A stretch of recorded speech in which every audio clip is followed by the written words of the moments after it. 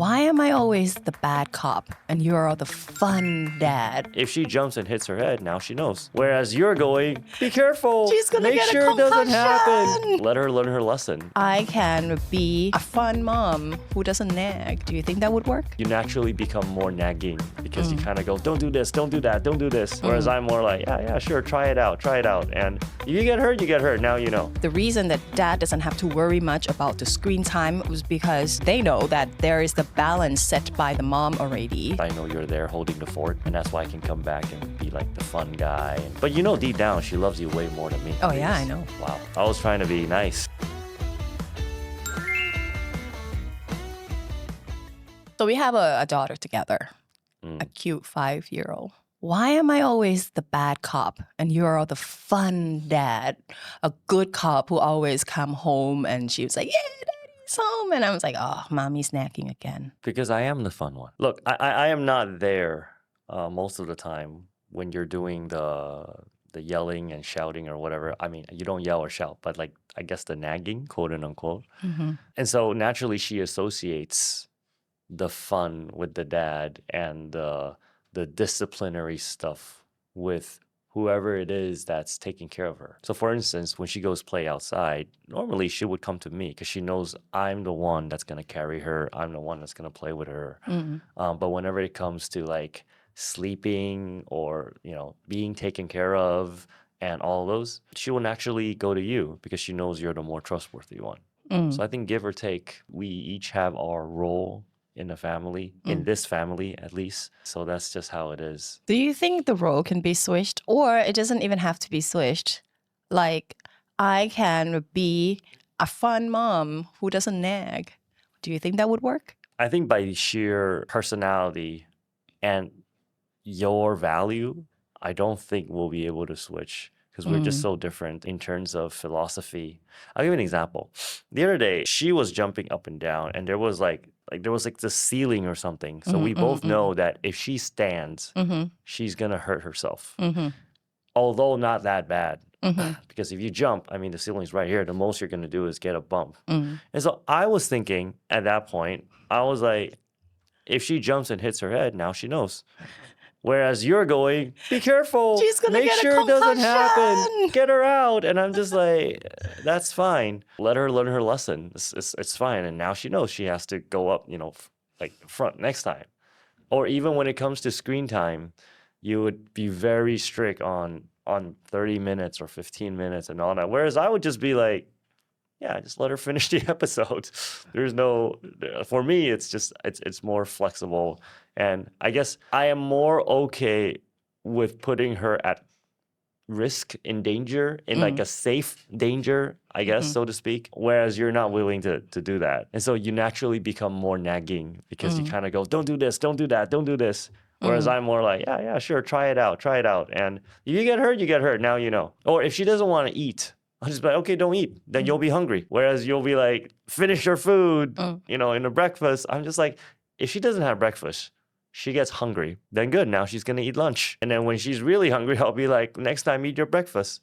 And that will be the best time to tell her that, as opposed to forcing her to eat when she doesn't want to eat. So I guess that's the difference. I see. Is it safe to say that part of the reason that you can be a chill, relaxing dad was because you don't have to worry about those things because it's already be taken care of? And I'm speaking for like most of the family, for most of the couples that have children as well, that, you know, like the reason that dad doesn't have to worry much about the screen time was because he knows, or they know, that there is the balance set by the mom already. So once in a while, she can relax. But if both parents are super relaxed, both of them, then there can be no boundaries. What do you think about that? Yeah, I agree. If you are super relaxed, then I'm going to be a little bit more strict. But then now it's just, if I'm a little bit more strict, are you okay with the level of strictness? Or do you think it's still too laxed?